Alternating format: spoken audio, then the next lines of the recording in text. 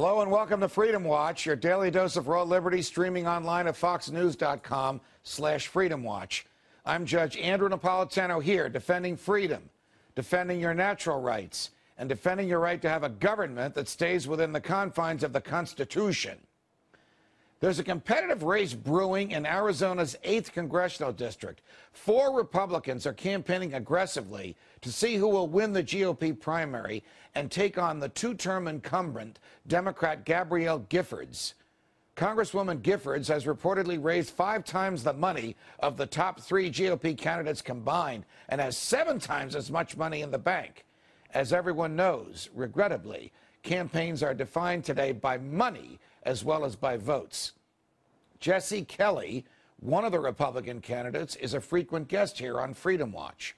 Also in that race is Brian Miller. Brian will receive the official endorsement from Congressman Ron Paul, an enormous step for any candidate who represents natural rights and the Constitution. Joining us now is Brian Miller, Republican candidate for Congress in Arizona's 8th congressional district. Brian, welcome to Freedom Watch.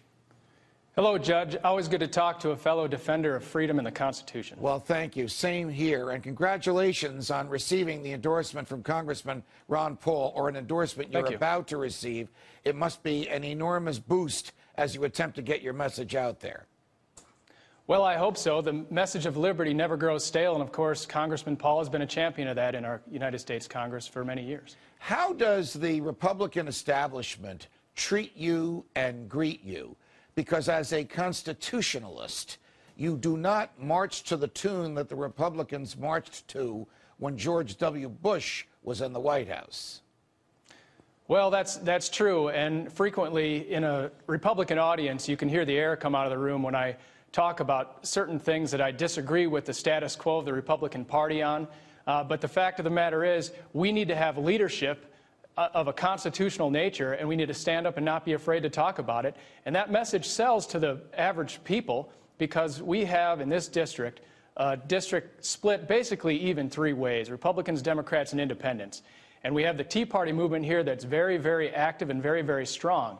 And so people, all these voters, they are ticked off, not just at the Democrats, but at the Republicans as well, because both parties have betrayed us for too long, and they want something new. They want leadership, they want the Constitution, they want their freedom, and they want accountability in their politicians. Well, Brian, you are competing in a Republican Party that has as its roots, as its modern-day founder, one of my heroes, Senator Barry Goldwater, who rarely deviated from the beliefs in the primacy of the individual, the sanctity of the free market, the obviousness of natural law, the need for the federal government to stay within the confines of the Constitution. I mean, when he ran against LBJ, he basically said, look, if you don't like what I'm saying, don't vote for me, but I'm going to shrink the federal government. So you should find, I would think, a fertile field as you seek Republican primary voters in Arizona.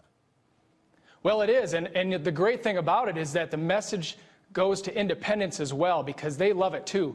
Because, like you said, the primacy of the individual, you know, one of the things that we talk about on the campaign trail is that, you know, it's not always enough just to say, we'll support your right to speak to speak whatever you want, you know, we'll defend to the death your right to say what you want. We need to defend the right of anyone to behave as they want, as long as they don't affect another human being. And the primacy of the individual means that individual liberty must be granted. And that's what's enshrined in our Constitution, and that's why I'm a defender of the Constitution. I suspect that one of the issues that separates you from some of your other fellow candidates in the Republican primary is your views on the proper role of the military in our society.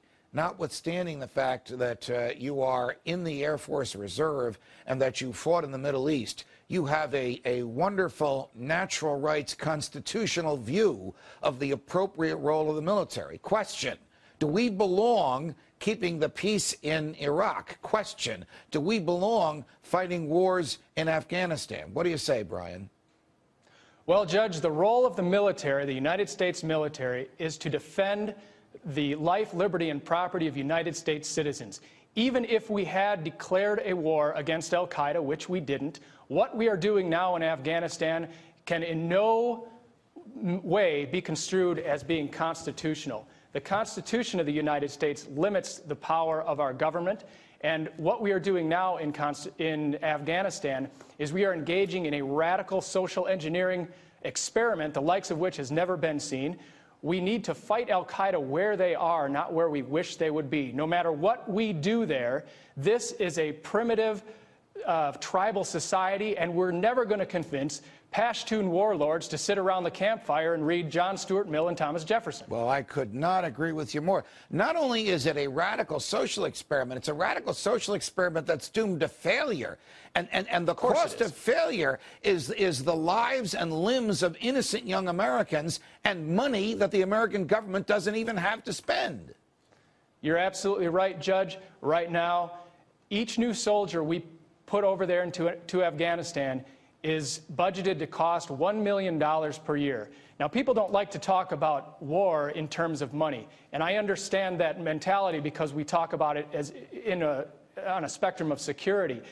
But we're not providing American security by trying to build up this tribal culture that has no national identity. And so the longer we stay over there, to use a phrase from our own President Barack Obama, we are taking our eye off the ball. We have evidence of this by the Christmas bomber. He had nothing to do with Afghanistan, yet we're going to plant 100,000 troops in Afghanistan, combined with 30,000 to 40,000 NATO troops, and we expect that to keep us safe from a murderous ideology that's spread around the world in more than 100 countries around the world. Now, it just doesn't make sense. When you make this argument, as articulately as you just did, to Republican voters and independents, I don't know if independent voters are allowed by Arizona law to vote in the primary. How does this message resonate with them?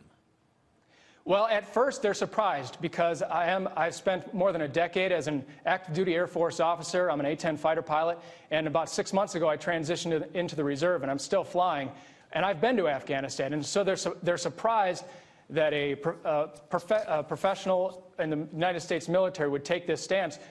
But I say it's surprising that anyone who's looked at it doesn't realize this, because what we have is a mission that is undefined, and that is disrespectful to our men and women who pledge their lives to protect us and will do anything that we ask them to protect us and our lives and our liberty and our property.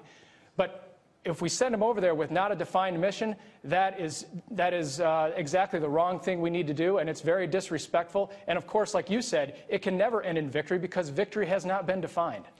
Brian Miller running for the Republican nomination to the United States Congress in Arizona. I'll tell you what, come back here with that other fellow, and I'll be happy to moderate a debate between the two of you. And thanks very much for joining us on Freedom Watch. You got it, Judge. Thank you.